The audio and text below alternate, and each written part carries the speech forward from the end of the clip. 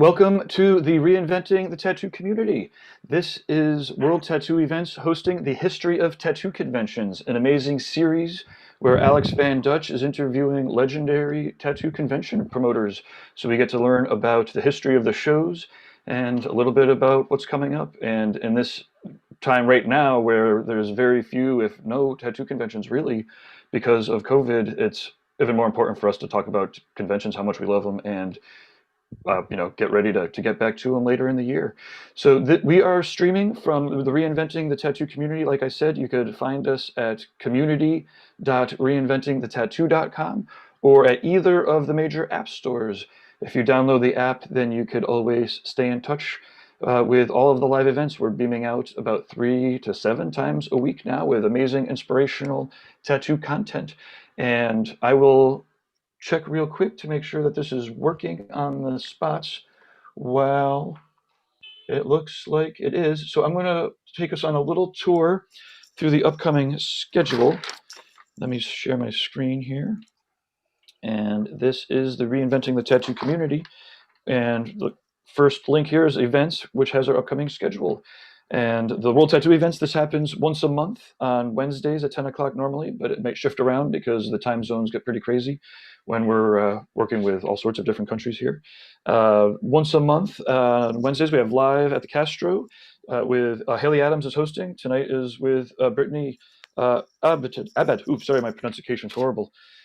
Pretty awesome interviews straight from the Castro. Every Thursday at noon, the Tattoo Collecting Podcast is an amazing podcast where Fawn Baker and Jordan Rickus interview tattoo collectors. We have multiple drawing groups on Sunday at 1 o'clock. All these times are Eastern, just because I'm being here Eastern, but everyone's, again, all around the world. Anyways, 1 o'clock Eastern on Sundays is the Reinventing Drawing Group with Jason Lesser. And then Monday mornings at 9 o'clock is the Reinventing Drawing Group with Jake Meeks, where we encourage you to draw and beam in. And you can mark those on your calendars. They happen every Sunday at 1, every Monday at 9 in the morning, 9 in the morning Eastern. It's even wicked early for West Coast people in California, Oregon. They're getting up at 6 to do these. And Europeaners, you have it easy. It's like 3 o'clock in the afternoon. Anyways, Tuesdays at 10 o'clock, we have How to Build a Tattoo Machine, Paul Rogers style with Tony Urbanic. It's an 8 seminar series. Whenever you're watching this, you can catch the replay and learn how to build a tattoo machine basically with hand tools. It's fucking out of control. It's amazing. Tony's there with the files, an hour and a half, 2 hours a week, sweating it out, making a fucking real coil tattoo machine. Again, any apprentice should be taking this shit. Anyways, reinventingthetattoo.com/build a tattoo machine. And so we have all sorts of regular stuff coming on. Art Jams with Renee Little. This is February 22nd at 7 p.m. It's pretty awesome to have so much stuff coming up. We have Italian Art Jams with Stefano Fabriti the first Wednesday of the month at 1 p.m. Eastern. So it turns into like 7 o'clock in European Italy time. And we actually have, I'm going to scroll right down here to the bottom, an actual tattoo convention scheduled coming up in November. We'll be there with a Reinventing the Tattoo booth. We'll have art jams.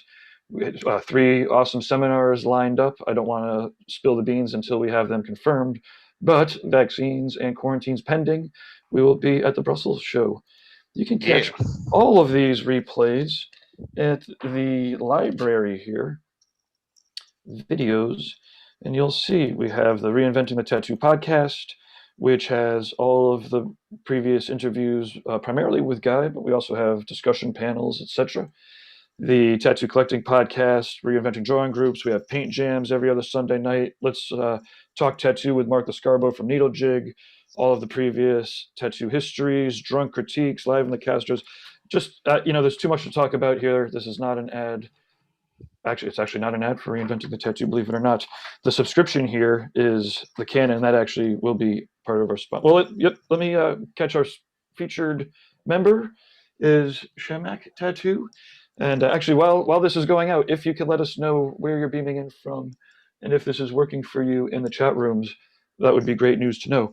Okay, featured member is Shemak Tattoo, pulling out some amazing work using ZBrush and then doing some pretty cool biomechanical, like in serious, this is just straight up fucking mechanical tattoos.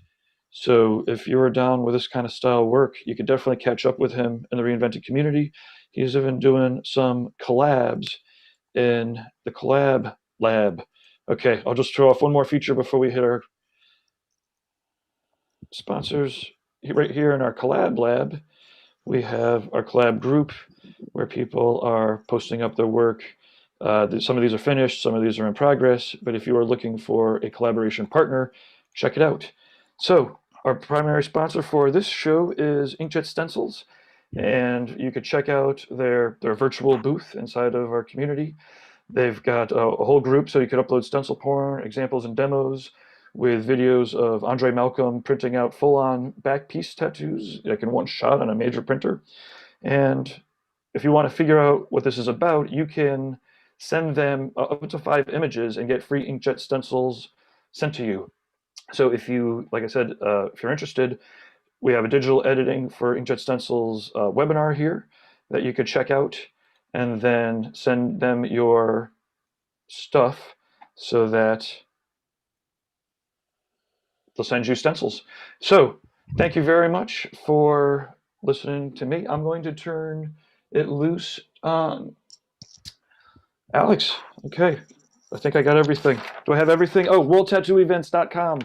Alex is not just your regular host. He's got the most in-depth website that has to do with tattoo conventions. And I know this personally because when he started up, I tried to copy all of his info.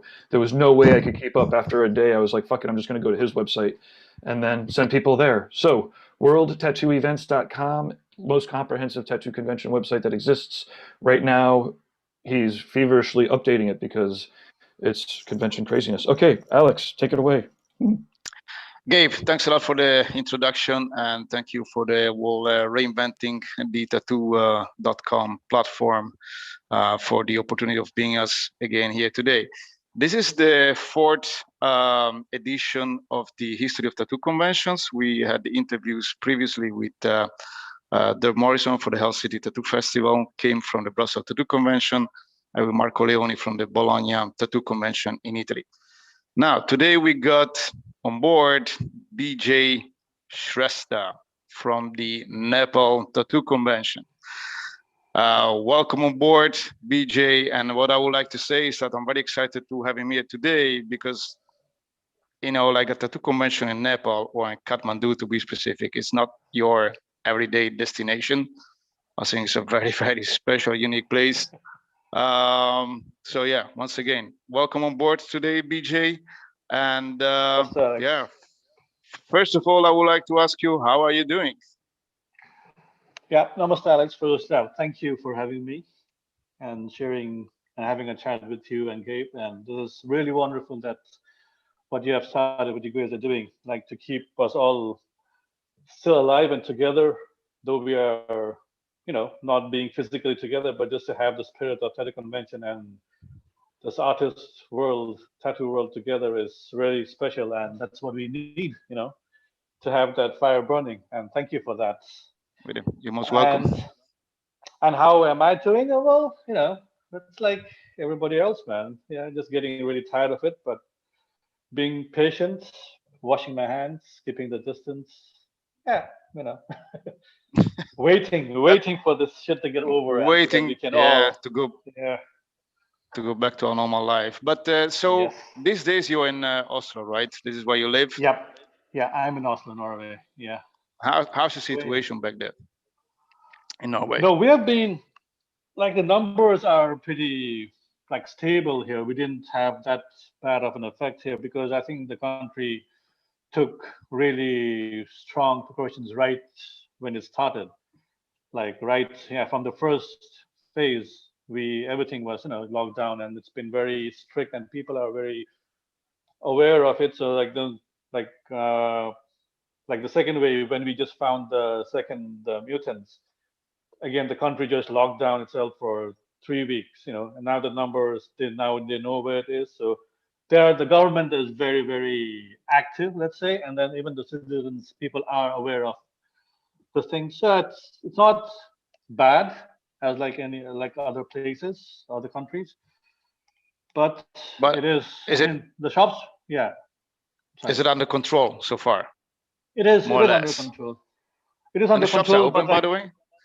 shops are open. We never like here. The shops were never closed. Like I mean the studios are closed. It's been forever. Like since the first Wow. the studio. But like the general life, as in when we go out, like things are open. But like people keep maintain the distance and they count the number of people who go in, and that's been you have to go and like reassure yourself before you go to a cafe or restaurant, so that if there is a case they can track back. And Yeah. it's a different life right now, so it's tiring. Uh, and how about Nepal? Because as far as I know, last year in 2020, it was your 10th anniversary for the tattoo convention, for the Nepal tattoo convention, and you had to cancel it, if I'm not Yes, wrong. yes, we And did. We had that. We were all set. Everybody from all around the world, and we in Nepal, we were all ready, and it was just a month. I think around like 4 or 5 weeks before the convention, and then we just this thing started happening everywhere, and we took a call. Mohan, Om, and I, we decided, and I was talking to some friends, and we decided to take it off, call it off, because though at that time Nepal was still open, everything was still going on, but we had a feeling like this shit is real, so yeah, we yeah, called it it's off. Yeah, and that was and that was our only 10th like year a anniversary. month before, Yes, the yes, event. Wow. yes, man. Yes, yes. Yeah, that wasn't I pretty. know. And this year it's not gonna happen as well, right? No, no, it's No not gonna plans happen yet. because we all are still in the shit. Things haven't been any better and not safe to do anything else. So I think no, we're not gonna have it this year. But hopefully Yeah. hopefully, let's all pray that we can be together in 2022. 2022. Yeah, and this is why we're doing this podcast about the history of tattoo conventions. It's a time where we can only talk about the past. There is Yeah, not a lot of a lot of I very know. good discussion about the future right now. So talking about you and the convention, what's your background in tattooing, and how did you get from probably be interested in tattooing to organize your first tattoo convention, which was back in 2010, if I'm not wrong? Yeah, yeah. My background was like when I got involved in this, like the interest has been there forever because my grandfather had this Om tattoo and Raj, and it's been fascinated about the whole tattoo art scene since forever. But my background, as in like I was into events management, so I was doing concerts and promotions for corporate houses and all this kind of different kind of events. That's what I was into. That's what I was doing before. In Norway or in Nepal? No, this is in Nepal. That's when I was living in Nepal. Okay. Yeah. So, So so that's by the way, I'm sorry, yeah, just yeah, curiosity. yeah, You're born in Nepal, right? You're like yeah, yeah. 100% I'm Nepalese. All right. Okay. yes, yes, yes, yes. I'm born in Nepal, yeah, and I'm in Norway because we moved here from New York like five years back now. Yeah. So it's been But going back to Nepal and my story is like and then Yeah. that's when uh, there was one evening when I was finally got appointment with time with Mohan Gurung from Mohan Sadhu Inn. So he was tattooing me, and that's when we started talking about it. And then because I had been to a few conventions in Europe, in Germany, that's where I was studying, and so I was telling him about conventions and how beautiful and how informative and how not it's something that we need to do in Nepal. And then Mohan was like, yeah, I've always wanted to do that.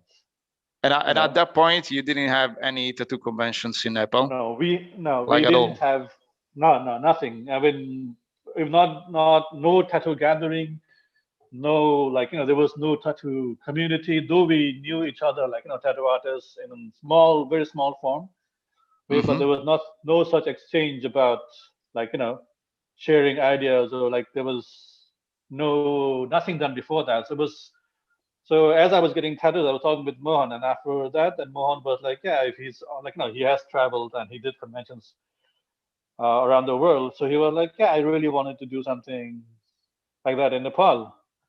So then But Mohan, but how big yeah, was the tattoo scene in Nepal back at that time?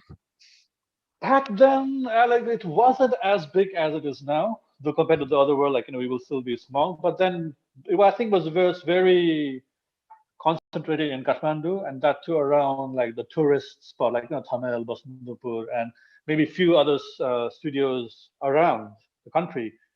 But we had like a very small tattoo community then, like Tattoo tattoo community. artists and yes. And on top of that, not all of them knew each other. Like it was a very underground, almost underground kind of scene back then. Mm-hmm. So I think it was like, yeah, when we thought of doing that, and then it took us like almost more than a year to kind of play with the idea, the thought of it, like the logistics, if it's feasible, if it's possible, And on top of that, like you said, Nepal is not a destination that It's you not can your actually everyday just come. destination, yeah. No, yeah, it's like, Like, what do you think would have motivated the most for? Because I've been lucky to be at your event once in 2017, yeah, and what I noticed, it was a very, very international convention. I mean, I think most of the artists were overseas artists. yeah, So I can yeah, imagine once you did it for the very first time, you had to bring most of the artists from outside the country. And yeah. again, it's not that I come to a place where it's on a very busy route or something. It's one of the most Mm, remote places on the planet. it is, Um, it is. like the idea of doing this, did it not like frighten you or something, or you know what I mean? I mean, yeah, I mean, like you said, like it's not a common everyday destinations for people to just come, like and it's not like it's what we have. And then I think the motivation and the challenge was the same thing. It was like our motivation was to kind of to promote, to make a stage, because unlike other countries, like Nepalese artists back then, it was not that affordable for them to travel to other parts of the world to go and see conventions, to prepare, to see how the tattoo community or the tattoo art has evolved or what happens in a convention. Because I myself, I was very impressed and very when I went to the conventions. Do you And remember like the the first same thing, convention you ever been to? I think it was, was it? I think it was in Frankfurt. Frankfurt Tattoo Uh, Convention. yeah, I think it was that. Yeah, it was. Yeah, it was. Like I was like, wow, like that. I was. I mean, just to be. What you Though remember I'm. what period was that? What what was it, like mid 2000 or something, or? Yeah. It was two or yeah. I think that was to. When was it, man? Yeah, it was back for 15, 16 years. So 2005, More, 2006, around that I period. think, I think so. Yeah, and like And how? just like though I'm not a tattoo artist, and then also at that time I didn't even have a tattoo. Like, but I was just like just to be in a group of people that share this art, like just like to feel that community feel was superb. Like and just I felt like regardless of what kind of tattoos you don't have, no matter how you look, like you all were there because of one reason, and that was like your appreciation for this art. You know, Yes, and I know I you use also this tagline as "Together for Art," right?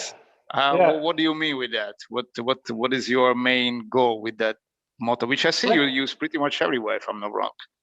yes, that was something that we like. That's the feeling that I had when I went to the convention, and also later when we did when we started our own convention.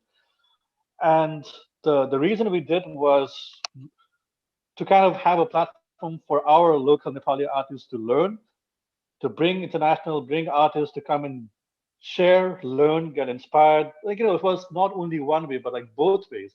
to come and learn from what we are as a country, the art and An our exchange. culture, and exchange. Like so, it's like so we all were together for one reason, and that was arts. Like it doesn't matter big, small, old, new, this style, this country, that continent. No, it's all just because we love this art, or we and we respect this art. So that's what it was. Like the whole point of having the convention was so that we gather people, we gather artists, we gather like you have tattoos, you don't have tattoos, you like tattoos, you don't like tattoos, you don't like tattoos, welcome. Like so then you will know what we are, like what the community is all about. So yeah, together That's a, for art. that's a very, very noble way of doing things. I mean, I like that. And so your main concept basically was to bring people together to be Yeah. inspired by the art. Yeah, Regarding that was it. Like first of all, like just to be able to share each other that we exist as Nepali I think the line is tattoo slowing down a little bit. an artist, because we didn't know each Well, other. the internet will catch up at some People, point. artists, we Yeah. didn't know. BJ, Yeah. BJ, I'm sorry. The last Yeah. minute, the line went slow again, so we couldn't hear what you said. Yeah, I think Could you repeat it, please? it was like more about like trying to gather Nepali tattoo artists. That was in 2009. That was when we were talking about the thought of is it possible? Should we do it? And then that's when we invited artists that we knew and told them like if you know any artists, please bring them. Let's have a chat together, and we want to share this idea with you guys. And then we gathered in a bar in Tamil, and then we shared like this is, and then Mohan and I, and we all were there, and then we shared this idea like this is what we want to do.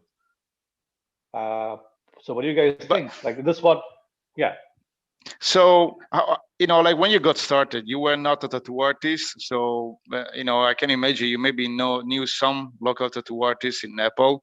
But how was the reaction from the first tattoo artist that you invited to Nepal to come to your convention? At what point you decided to, okay, this is something that we can really do and move on with the convention?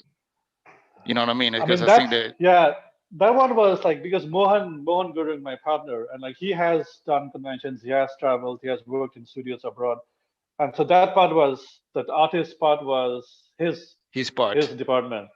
Okay. We were working together, helping each other in other, and then so we made a plan. And then Mohan was like just sharing the ideas with his friends and people that he knew, and then people who and then he shared the idea, and then there were artists then who came to us, who came to Nepal to be a part of this convention, like and then it was kind of it was kind of weird, like you said, like for people to like what convention where in Nepal, like how Kathmandu. Kathmandu. So you're gonna have tattoo in there. Exactly. You remember how many artists you had at your first convention? We had 50-ish, maybe. 50 tattoo artists, and maybe. How many of them were coming from abroad, and how many of them were locals? I think we had around 30, maybe. Yeah, 30 Nepali local artists, and then we had around maybe I think I'm not sure, but I don't remember. Maybe around 15 to 20, 15 maybe other, or even 15. less. It was like I remember, like we have artists from India coming, like Obi was there, and then from Lokesh, Alex, and like like all like this. He's been there from the beginning. Obi's been there from the beginning, and then we had. He's the old timer then. Oh yeah, he's from the first convention.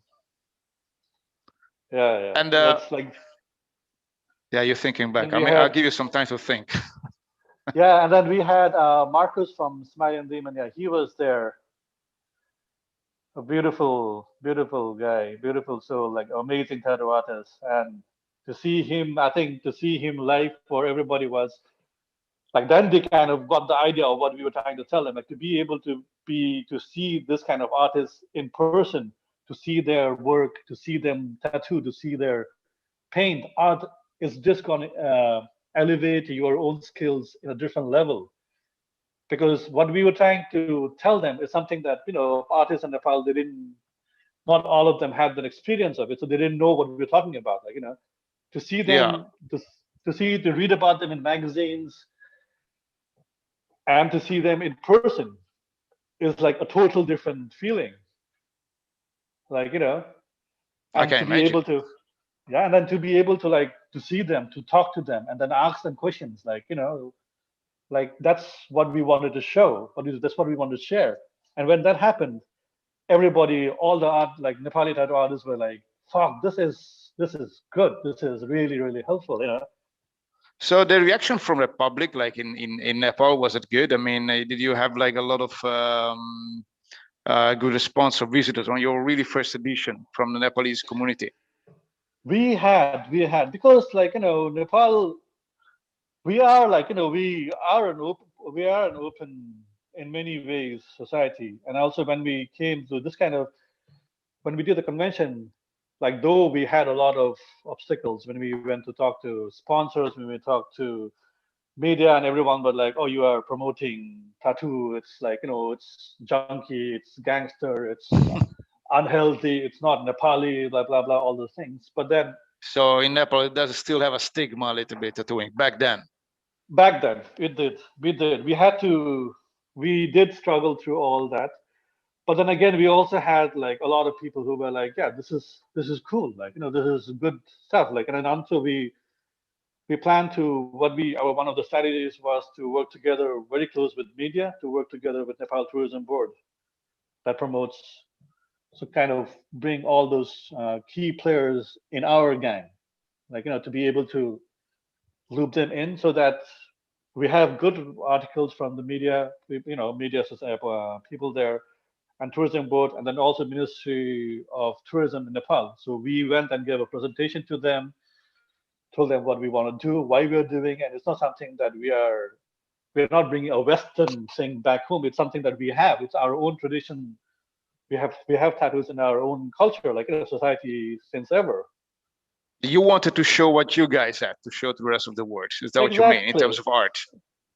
We are like, yeah, I mean, it's not about like bringing this, like, rock and roll, like whatever they thought we were trying to do. No, it's not that. We are trying to showcase what we have, our culture. We were trying to showcase artists to our artists, like, so it's an exchange. We are trying to bring uh, attention to Nepal and Nepalese tattoo, like, together to the world global platform. So that's what we are gonna do.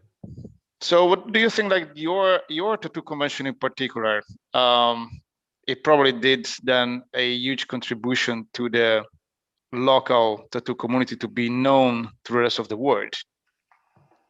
I Correct think me if we I'm wrong, do. because what other I think ways do you have in Nepal to get no, outside exactly. of it? No, we did that. I think and then it's something that it was our plan. It was like Mohan, Om, myself, and we always thought, like, Mohan said, like, that's what we want to do. That's what I really want to see as Nepalese artists be known around the world. They go travel, they go and, guest spots around the world and do the conventions and learn and share. That was our initial plan. So I think that was the only plan that we had for the convention, was that. Just, and then everything else besides it started falling into places, like, In and the following editions, you yeah, mean, or yeah. I still in the mean, first one? no, I think I mean, the support we got from our Nepalese artists and international artists, and even the media. We had traveling Mick, who came, and then he was writing about it in different magazines. So that kind of, so there was like everybody but like Nepal and tattoo, like, how can that two go together? Like Nepal, Buddha, Nepal, Everest, blah blah. Like, how come this two? And then so it was an interesting, I think, headline for everyone to talk about. And Well, then I that's think what that's we the did. interesting part. I mean, like if you're in a country which is somehow new to the scene of tattoo conventions, and you are the one making it for the first time, I think it's a pretty Yeah, special thing. And by the way, this is why you're yeah, here today. Yes, You know, yes. and how do you think did the tattoo scene evolve then in the last 10 years since you have been running your tattoo convention in Nepal? Like Alex, what I think, like from is like for any we have like really good artists. We have always had good artists in Nepal. Like coming from the Thanga paintings to our kind of like the art part has always been there. And then tattoo artists, Nepali tattoo artists, they go through training. They go to art school. They go to different kind of they go through all those steps. But like for them to have a studio, it had to make sense so that they can earn some money. They make it economically feasible for them. So I think what happened from the convention, from the first convention, was people came in. Like we had visitors coming in. We did it in one of the most biggest, expensive locations in the country. So like people didn't look at tattoos as something that's cheap or unhygienic, but then we just raised the level so high that we did it in Yakanati Hotel before the earthquake, and then that's like one of the Yes, most expensive spots in the country, a in the location to country. have like to have it in its old palace, a tattoo convention there. You know what I'm saying? Like the wow factor just attracted, made a good psychological impact that we wanted to do with, we wanted to have, and then so people were like, so the people came to see conventions and then artists, and then they knew another artist. So they like, oh yeah, your work is good. They could see their work, they could see their portfolio, and then they got more interested in doing with this artist, that artist, and then so suddenly like you have some income coming in, and once you have the income, then artists can go back and tell their family or their parents like, I'm making money, and then the family also like, yeah, you're right, you are making money from this thing. So they start getting support from them and encouragement. Like once you have the support and encouragement from your family and friends and society, you will definitely do excel in whatever you're doing, And I think that's the snowball effect that we wanted to have, and that's what happened. And now, so once you started having the support from your family, and you can walk around saying, "Hey, I'm a tattoo artist," and everyone like, "Oh, that's cool." And you can be proud of it Exactly. So once you in have Nepal. the money, yeah, you have the money and the social, and the state and the society saying like, "Oh, that's not. You don't have to be underground no more." So Yes. then this, and then suddenly, then that's what all you needed, like, and then those guys are good artists, so fucking they just start doing amazing work. So the culture is a lot more open to tattooing then. This is what you're saying, like compared to 10 years ago, but also like from the artist side as well. I mean, you Yeah, mentioned the fact that at the beginning was very much underground and then evolved yeah, into a more legit professional profession there yeah. for a And lot of then people. So thanks to your convention. exactly, because once you started getting more customers, you had more income. You had then you could spend on equipment. You can spend on like all those things. On all depends on the money coming in the shop. You know what I'm saying? So once that happened, so people like artists were like they were more free. They could just create. They can just work. They can just do amazing work, and then it was just growing. I Right. think that's and we just needed to have that first The step, push. and that's exactly that's what all we wanted to do. So, and you did run then the first 4 editions, right? You've Yeah, probably been growing over time, and yeah. um, and then during the fifth edition in 2015, then something huge Yeah, happens, right? And you this and is what X. I'm. Yeah, I'll just show you. This is the fifth one. Oh wow! So you Yeah, got a this is T-shirt there. yeah, Nice. this is my one of my pretty There you go. close to This my is heart convent. That's yeah, this from 2017 yeah. for you, man. Thanks, man. That's sweet. So No, I think 2015, what happened then? 2015 was like I'm telling you this inside story. Yeah, Mohan, Yes, I, that's what I want to like hear. we were like everything was all set. Because I don't know, like the fifth edition, everything was smooth. We knew what things had to be taken care of, and everything was set. We had an amazing line of artists from all around the world. We had good local artists. We had good bands. Everything was like perfect. And then on the second day of our convention, the great earthquake happened. So I mean, it was also a way of telling the universe telling us like like nothing, it's nothing. You can't plan for things. And that You was, just by do the it. way, a massive earthquake which destroyed It was in it big part, killed. like uh, Yes, a big portion of the city, Kathmandu, right? and the And it whole killed how many yes, people?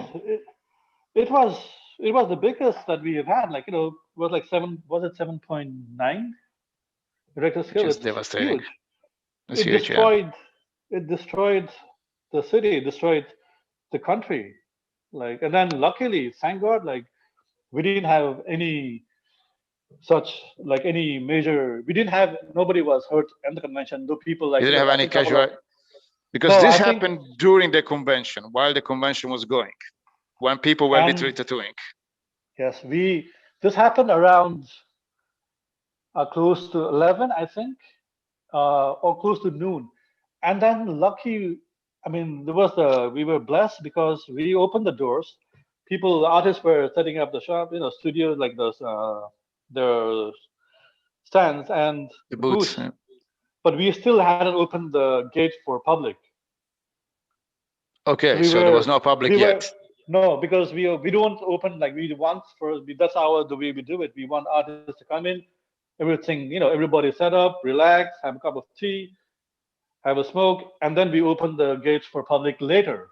Like, and Yes. so people were already queuing up outside to get in, and that's when it happened. So we Wow. didn't open so only people, only the artists, organizers, and maybe some who had earlier bookings or were already working on the second day. Only they were in. So media, press people, and then the public, they were outside. Like, so that was another Waiting to get in. waiting to get in, man. That was, yeah, that was like really, really, really lucky. What happened next? I mean, did you guys really realize straight away that this was something really huge going on, or I mean, did your building got damaged, or No, the you building. just felt the earthquake and but nothing really happened around you? No, I mean, how we long did we it take you felt to it. figure out? We You we felt it. felt it. We felt it. It was like it was intense. I was talking to somebody on the phone about the event. I don't remember with whom, but and I was in one part of the convention hall, yeah. And then I was looking down, then I could see the swimming pool, the water was just like splashing all over. And then everyone like, fuck, earthquake. And then everyone started running out. And then because this was an old building, it really, really shook. It really shook. Wow. You couldn't stand.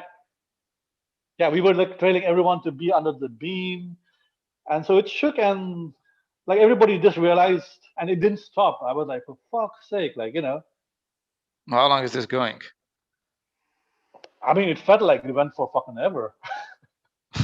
It And it did. what happened? What happened next? I mean, did the convention stop at that point, or you We had suspended to. everything? But yeah, we had to, We right? had to. We had to because everything, there were not everything. Like the building wasn't damaged. Like there were cracks, but nothing. It didn't collapse or anything. And then we all ran out. And then so then we organizers we went back in because some of the artists or some of the guests of the art like they had their medicines inside. So myself and then my brother and then like Sandy, some of our organizers and the security people, we went into the booths, started getting the bags with passports and medicines out. The first thing we did because the after the tremors kept on coming, it was going on for the whole month. So we would Wow. just go in and start shaking, and then we will just come out again. So that went on the whole fucking day until we got out, whatever we can. And then we started calling the embassies so that because that was the first thing we did was like to call the embassies and tell them this people are in with us, and then we just tried to because there was not much we can do because everything Yeah. was in But chaos. what was the response from the artists themselves? During the convention, did most of them leave straight away? Did they do anything? How did they react to it?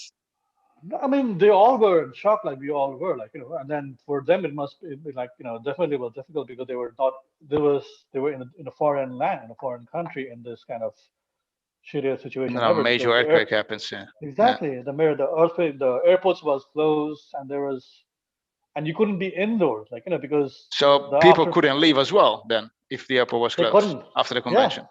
Yeah, it was closed. But then, what they had done, all the embassies were taking their countrymen back in the embassies, and then we were all like, we were all on the streets or in the open fields, because it get on, the aftershocks were on for almost a month. I mean, so that happened, and then gradually people started going back, and there were some who also came back because we were there to come back and help the community, to help Nepal. Mm-hmm. So that was another beautiful thing that happened from the convention, was we kind of felt how close and how loved Nepal is, and how close the statue community is. Because I had friends coming, like Quentin from Kalima Emporium in UK. He came back, and then we got together and we were like, what should we do? Then we started this thing called TNT. It's like tattoos and toilets. Tattoos and toilets. And toilets. Yeah. Oh man, you mentioned me that story. You guys have been building toilets after the convention, right? Yeah. Can you articulate what happened exactly? So that was like, we got together and we were talking about it, and then some of my other friends in Nepal were doing different things, like, people in different levels, whatever you can, they were doing to help the community and taking care of each other. And tattoo community from all around the world like started contacting us, like, okay, we know about it. How do we help? What can we do? So they were doing this. They were collecting donations. They were auctioning their arts, like in whatever way they could. They were collecting money and sending it to us, and then we were distributing to people who were working in this different forms. And then what we did was TNT, was tattoos and toilets. So we were going around different localities in and around Kathmandu Valley to build toilets, to build toilets. That's what we did. Because most houses collapsed or got really badly damaged, right? So people couldn't even use their own toilets. No, they were living in this, exactly. They were living in this makeshift shelters in open fields. So, I mean, everybody was giving food. Everybody was doing all this, but and then toilet is one of the major things that really, the shit is really bad. Like, if you don't take care of that thing. So we took care of that part. So we were thinking, okay, this is what we're going to work on. So that's what we did. So we were with groups and different organizations in Nepal, and in Kathmandu, people were getting together, and then we could just call and okay, so we are going here today. And so we'll go and build toilets, we'll dig holes, make bamboo things, and we got some, all this kind of materials from different organizations, got together and got in a bus and went wherever is needed. Who will write to us? We'll just go and build toilets in the community. That's what we did. Wow. So basically in 2015, you had the earthquake during the convention, you stopped the convention and you start building toilets and to support the local community. And how long did you keep doing that for? That thing went on for a long time, but I was in Nepal. I stayed back for another month and I did that. And then I went back to my wife. Yeah, I was there for a whole month doing that. But we did, the TNT went on for a long time. We did, because there were a need for this kind of support for a long time in different communities. So we were doing that. And then I remember artists from all around just writing to me okay, so I have collected this much money. What do I send? Those kind of. So he had a lot of support again. Oh, I mean, amazing. That was so beautiful. That's a beautiful and incredible story. I mean, I think you're the only one in the history of conventions which really had an earthquake during the convention itself. And it's a remarkable story, this one, to me. And what happened then the year after? You kept going there with the convention in 2016? We did. No, we did. We had to, man, because the way we 2015 this thing happened, and then 2016. Well, people were. They were scared to come to Nepal because you still had a little bit of aftershocks happening. But then did some of these same artists come again? Oh yeah, almost all. That did. Almost. Yes. That's cool. Yes. Because like, yeah, and then when we were talking about it, and we shared the idea of like, and everybody like, yeah, fuck yeah, yes. And even artists who were planning to come to Nepal convention a couple of years later, they thought like 2016 is a time that Nepal convention needs support and help. So they thought like we're gonna go now. So that was another beautiful thing that happened was like 2016 when we said we're gonna do it, everybody was like, amazing, That yes, were we in are coming, again. yes, we are coming. Yeah, yeah. And also not only them, because in 2016, I think we were the only international event that happened in Nepal Oh because wow. many got cancelled. So we said like we'll do it. And then when we said that, I think we were, even the government had said like, there was the only international event that gathered, that invited so many tourists in Nepal in 2016. Because not only the artists, so people also supported Nepal saying like, I'm going to bring my family along with me this year. The kind of, Show them so Nepal.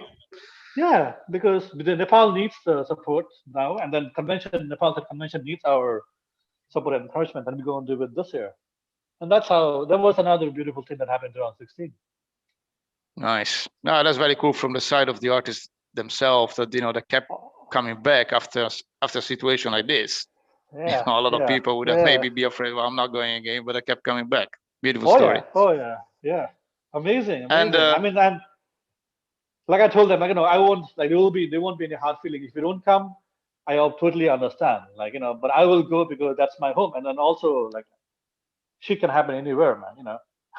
Yeah, and I remember when I came there in 2017, you spent a lot of time making sure that the artists and the people involved in the convention could spend a lot of time together and see something of Nepal as well. Some of the local attractions. I remember we've been to this little historical town, which was extremely interesting.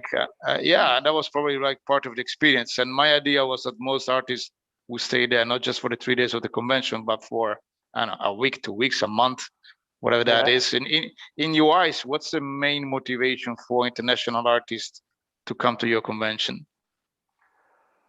I think we, like, what I feel, what I feel when I go to Nepal convention. Sorry, guys, the line is going dodgy again. Is I go back to meet my family, and also the convention, and also family.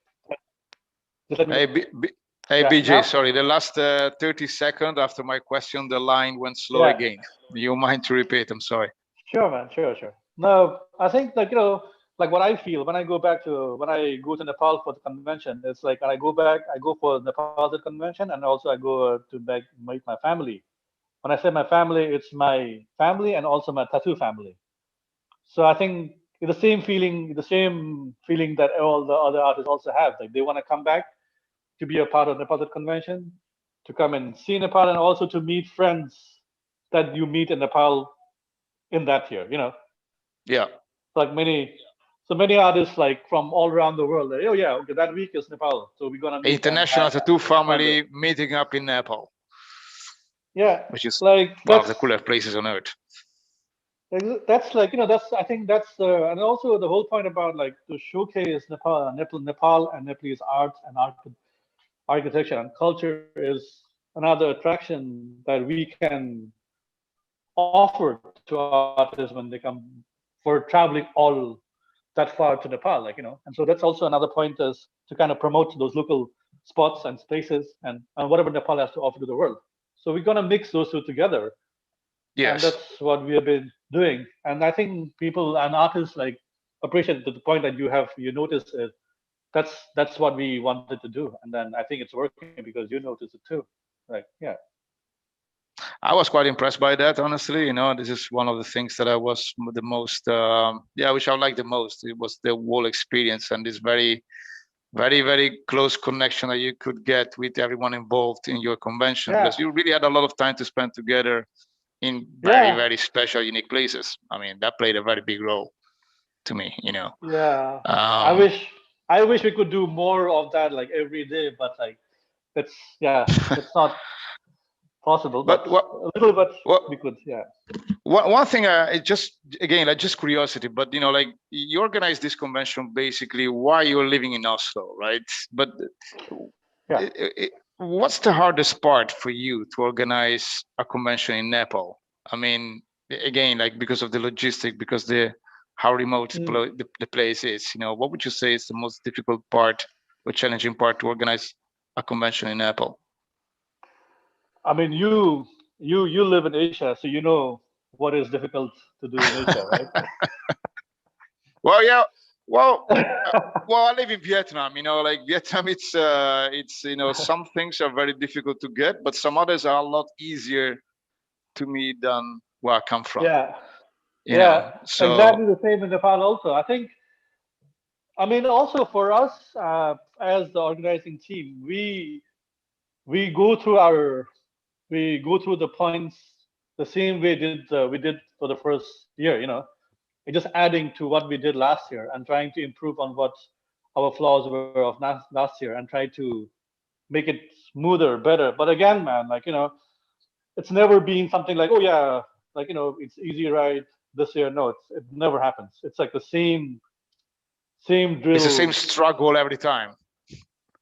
Yeah, it's the same drill, same struggle every year, the year after. Yeah, it's going to be the same. It's always there. Yeah. But like, one more definitely, thing. Yeah. Definitely, like, you know, in our team, like, you know, we kind of know now, we kind of speculate little, like maybe 70-80% of what can go wrong. So kind of You already have know. the ABC parts ready for that. But besides that, yeah, I think it's like, yeah, so just prepping is the same thing every day, every year. Oh, so you prepare for it, you know how to deal with it. Okay. I mean, one more thing. You mentioned this together for art concepts, and during your convention, do you normally host seminars to exchange like real knowledge between artists? We do. That's another point that we really wanted to concentrate from the beginning, was like to kind of have those kind of knowledge, the more of knowledge sharing aspect of convention, not only about like getting tattooed there, but also more to show, like, for, again, like I said, like the first initiative of doing the convention was to kind of give that knowledge to our local artists in Nepal, and also to kind of to have a platform where we can meet, artists can meet each other, know each other, and make your own relationship from there. So seminars, workshops has always been a very important part of our convention, and we have been doing that whenever it's feasible, and like in different forms. We have been doing that every year. Yeah. Since the very first year. I wouldn't know, not the first year. We didn't think we didn't have the knowledge. That first year we just wanted to. No. We didn't. It was like, it wasn't the pipeline, but we knew that the first year for people to just to be able to know what convention is. Yeah, just to be in a group, in a roof, under a roof. That was the first couple of years. Like, because then once people are comfortable being in convention, then we wanted to add other aspects to it. But it was always there in the pipeline. Like from hygiene to like, yeah, from different kind of artists to how do you maintain your studios, your booths, your equipments, like different forms, like from piercings. Yeah, all we plan to. That's one of our, like, yeah, the plan. One of the main goals is to kind of provide this kind of educations and workshops to our artists and whoever wants to learn from all these amazing artists that we have. So this is something you plan to do more for your next editions? Oh yes, man. Yes, definitely. That's something, like, you know, because like what Mohan also, like, you know, said, like, yeah, you gotta practice, you gotta learn, like, you know, you have to do that every day, every moment, like, and so I think that's something that once we have this, when we are blessed by this artist coming to our convention, and then to have people and artists with this open mind to learn and share. So I think we will definitely use that platform to provide those kind of education and seminars and workshops. So more of that in 2022. And, you know, like, since we're talking about the future now, after this pandemic will end, do you have any particular plans now for your next edition at your next convention? Do you have anything special in mind? A lot of hugging. A lot of hugging. That's. I think that what we plan to do, what I personally, I want to do, I want to have is like to have more time so that we can sit, chat, and like know, to kind of share each other's as human, as persons before the artist. Because convention right now, like in this 10 years, like we kind of have known each other as a family. Like I talk to you, I know we share, we chat, so I know what's happening with you, and you know what's happening with me. But like there are many artists Yeah. that not being able to do that a lot. So that's one thing. Like I want to make it more personal. I want to make it more human. 2022, so that we kind of know that we are there together. We know what's going on. We know, we are in the same shit. We will get over it together. To kind of have that feel, and of course, everyone will be hungry to showcase and to share and learn. So I think let's keep that the base, and then we'll build other things on top of it for 2022. You That's build the it up plan. again. Inshallah. That's a plan. It sounds like a good plan. Yeah. By the way, I know you're also involved in some project to support your local communities in Nepal. Yeah. Do you want to elaborate on this? Yeah. Like like what we did during after 2015, the Hindu community got together to help us, our country, and our countrymen during the earthquake time. And now also, right now, when this pandemic happened, there were many uh, people who have been affected, like day-to-day workers, the street children, and all those different communities have, like different people have been affected in more harsh way than others. So we've been reaching out and we've been talking to friends who have been working on this field, and one is Flower and this friend of mine, and they have this medal for Nepal, but they've been working and they've been providing simple, just providing food to street children or whoever needs to food for the day. They just make fresh food and then go around and distributing food. So that was something that I was sharing with you, which you also shared. Thank you very much for doing that. Yes, And yes. so, Always happy that's one. to help out. Thank you, man. That's something that's very beautiful. These guys have been working, and so like us, and then I reach out to my friends in the title community, and then they made their arts, which we printed into hoodies and bags and T-shirts, selling that and making money, generating some funds out of it and supporting other causes. And then artists have been making paintings, and so this thing has been going on. And they all are doing, they're supporting, me and my medal for Nepal for this beautiful thing that I've been doing on it. So where exactly can people see and support those kind of projects? How and where? Like we right now, the one team that with whom I've been helping and supporting is called Metal for Nepal. So Metal for metalfornepal. .org, and so there we just as friends and just because we respect the work they're doing, we are supporting them in whatever way we can.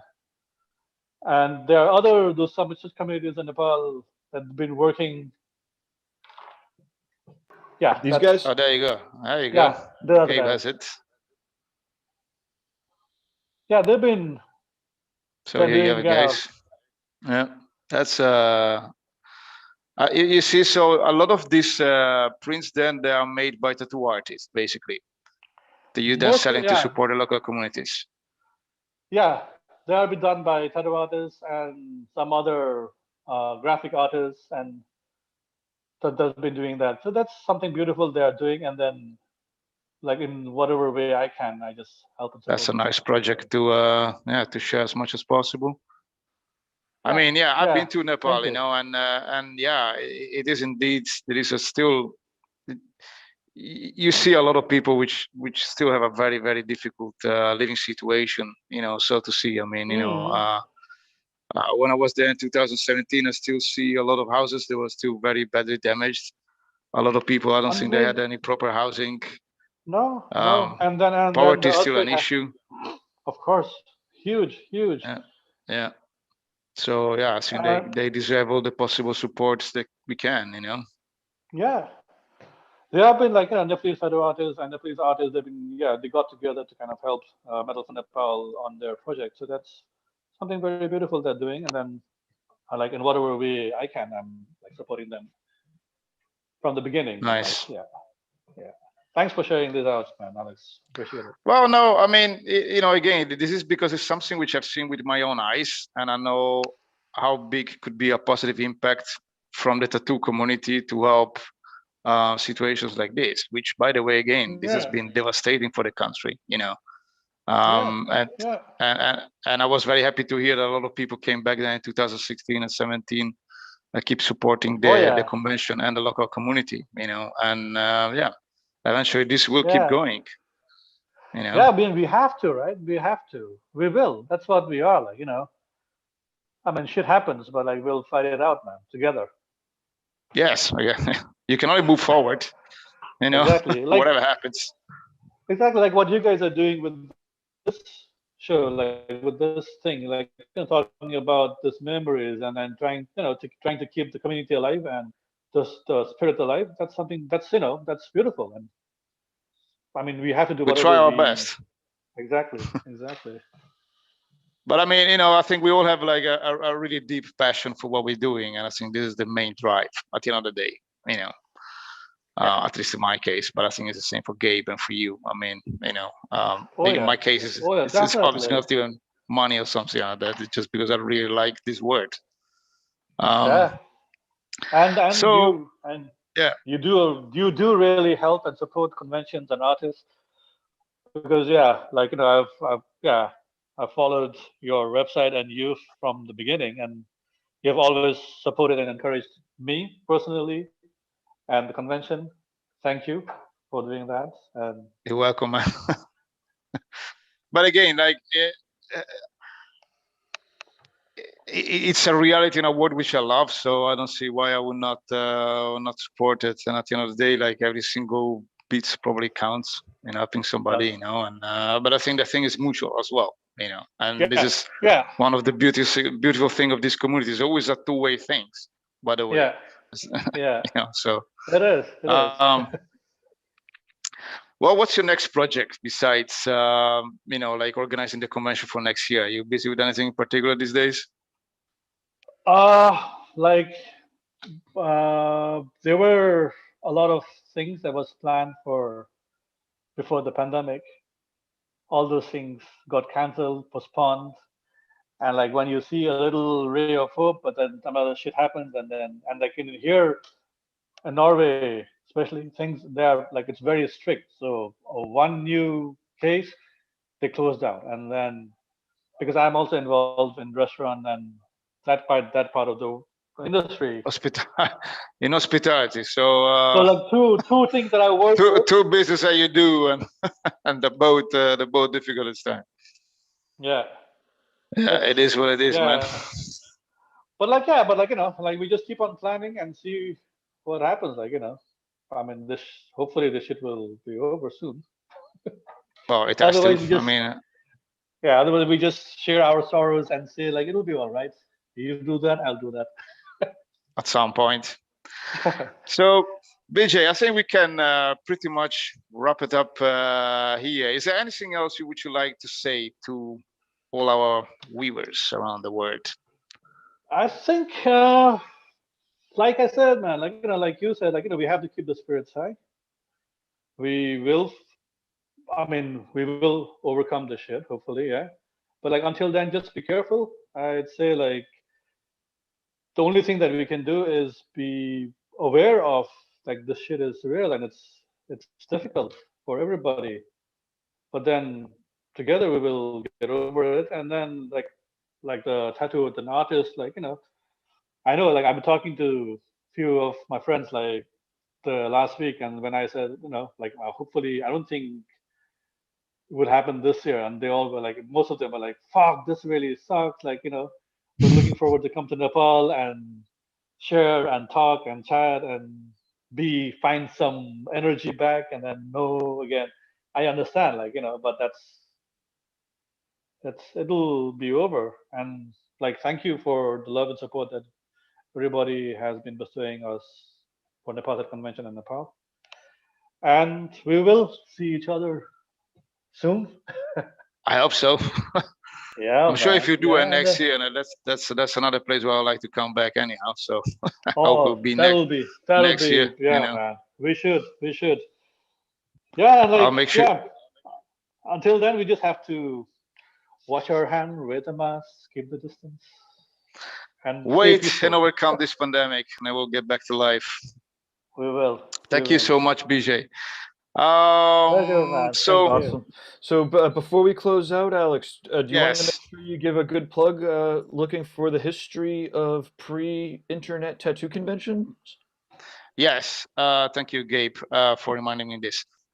So yes, indeed, I'm busy with a project to collect as much information as possible on every tattoo convention which happened before the pre-internet era. If I search online or with other tattoo artists or whatever, all the information online dates back to maximum, let's say the mid 90s, which is still, like pretty much when the internet started. Anything before that, it's stuck in the mind of the people who participated to these events in some tattoo studios and stuff like that.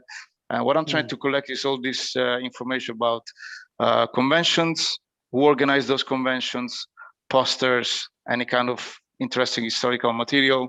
And we try to collect all this information and put it within World Tattoo Events, which we are turning into a giant tattoo convention archive on anything meaningful that happened in a history of tattoo conventions. Those interviews, it's a way to get to know more about tattoo conventions, the people behind them, and what makes them so special to me and to a lot of other people. So yeah, if you can help in any way to send us any material, please send it to alex@worldtattooevents.com. And if you would like to be on one of those podcasts of interviews to talk about your tattoo convention, I'll be more than pleased to have you on board. The older the tattoo convention is, the more interesting it is for the time being, because we're really trying to dig into the oldest events. So please let me know.